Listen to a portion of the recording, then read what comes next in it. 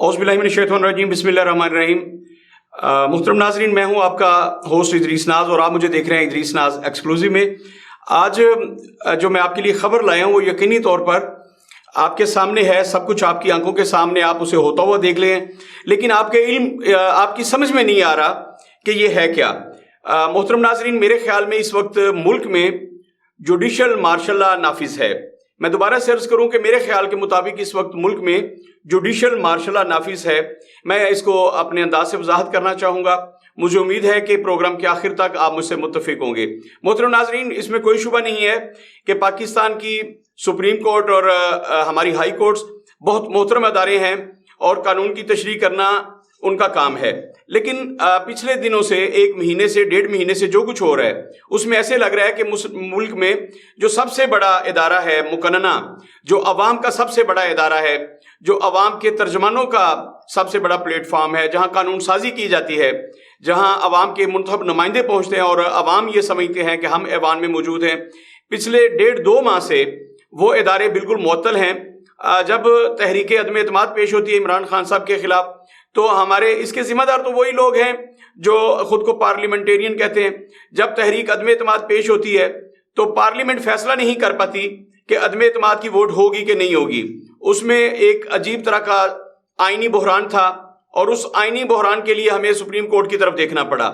याद रखिएगा, कानून की सबसे बड़ी जो पाकिस्तान में इदारा होता है, जो नर्सरी होती है, वो हमारी पार्लियामेंट होती है, लेकिन पार्लियामेंट हमें वहां पर बिल्कुल बेबस नजर आई, बिल्कुल गैर फाल नजर आई और वो किसी किस्म का फैसला लेने से कासिर रही।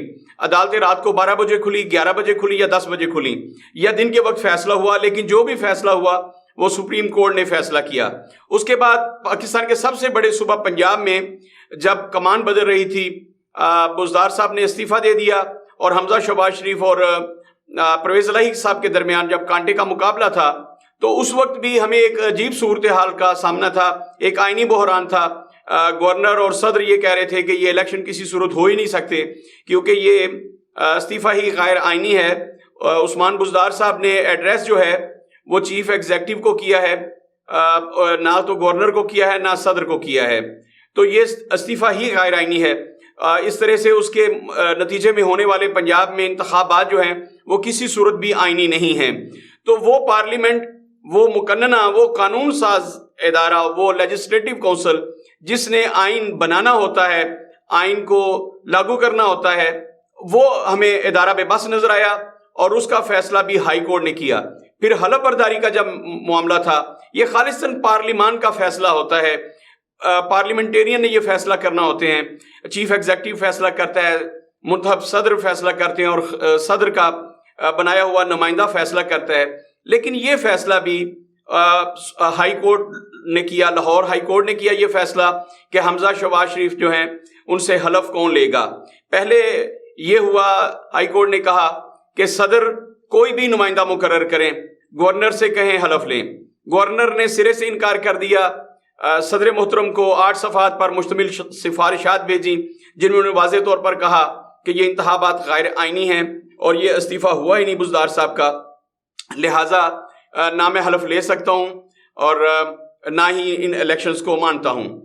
उसके बाद एक आईनी बहरान था, फिर हाई कोर्ट के पास गए और हाई कोर्ट ने फिर फैसला दिया और उन्होंने कहा कि कौमी असम्बली के स्पीकर जो हैं वो वज़ीर आला पंजाब से हलफ लें।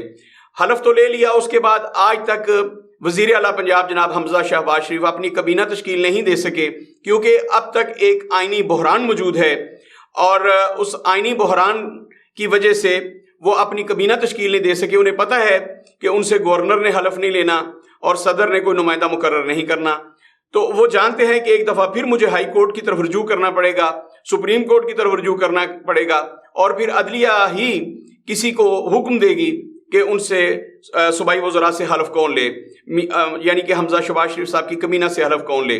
तो अगर ऐसा होता है और एक मरतबा फिर कबीना का हलफनामा जो है वो हाई कोर्ट्स के हुक्म से मशरूत होता है, उसमें बेशक 1 माह लगे, 2 माह लगे, बार बार खत आए, बार बार खत जाएं, फैसले बदलें, लेकिन एक तरह से जो भी होगा वो अदलिया के हुक्म के मुताबिक होगा। अब इमरान खान साहब कोर्ट में गए थे, उन्होंने कहा کہ جو پارٹی کے منحرف اراکین ہیں ان پہ رائے دی جائے، ان پہ فیصلہ کیا جائے، تو وہاں بھی ہمیں سپریم کورٹ کا فیصلہ جو ہے وہ سامنے نظر آتا ہے۔ ناظرین محترم، اس میں کوئی شبہ نہیں کہ آئین کی تشریح ہماری عدالتوں نے کرنی ہوتی ہے، لیکن سوچنے کی بات یہ ہے کہ وہ پارلیمان جنہوں نے قانون سازی کرنی ہے، جنہوں نے ان اداروں کے سربراہان کے بارے میں قانون سازی کرنی ہے اور انہیں اپوائنٹ کرنا ہے، اپوائنٹ کرنے کا طریقہ کار بنانا ہے، وہ ادارے کس قدر بے بس ہیں کہ سارے فیصلے عدلیہ کر رہی ہے۔ تو کبھی سوچئے گا، بلکہ ابھی سوچئے گا، کیا پاکستان میں اس وقت جوڈیشل مارشل لا کی صورتحال نہیں ہے؟ کیا سارے فیصلے عدلیہ کے ذریعے نہیں ہو رہے؟ اگر ایسا ہی ہے، اگر آپ مجھ سے متفق ہوتے ہیں، تو ناظرین ذرا سوچئے گا کہ اس وقت پاکستان میں ہمارے منتخب نمائندوں کی حیثیت کیا ہے؟ جمہوریت، ووٹ کا تقدس اور دستور پاکستان یہ کہاں پڑا ہے، جس میں یہ کہا گیا ہے کہ پاکستان میں پاکستان میں مقتدر جو سب سے بڑی قوت ہے وہ پاکستان کے عوام ہیں۔ تو پاکستان کے عوام کدھر کھڑے ہیں؟ پاکستان کے عوام کے منتخب کیے ہوئے نمائندے کہاں کھڑے ہیں؟ اور وہ فیصلہ سازی کیوں نہیں کر پا رہے؟ اس کا ذمہ دار کوئی ایک ادارہ ہے، اور عمران خان صاحب ایک خط کو سازش قرار دے رہے ہیں۔ میں سمجھتا ہوں کہ جمہوریت کے خلاف بہت بڑی سازش ہوئی ہے، جمہوریت کو معطل کر دیا گیا ہے۔ پاکستان کے جتنے بھی منتخب نمائندے تھے، پاکستان بھر سے منتخب ہونے والے نمائندے اس وقت بے بس ہیں، اور سارے کے سارے فیصلے عدلیہ کی طرف رجوع کیا جا رہا ہے، عدلیہ فیصلے کر رہی ہے۔ پارلیمنٹ کا کوئی فیصلہ بھی کوئی پارلیمنٹیرین ماننے کے لیے تیار نہیں ہے۔ اگر اپوزیشن کے اراکین کچھ کہتے ہیں تو اسے حکومت ماننے کے لیے تیار نہیں ہے۔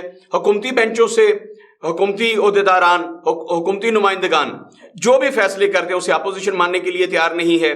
تو اس وقت سارے کے سارے فیصلے جو مانے جا رہے ہیں بادل نخواستہ یا دل سے، وہ عدلیہ کے فیصلے مانے جا رہے ہیں۔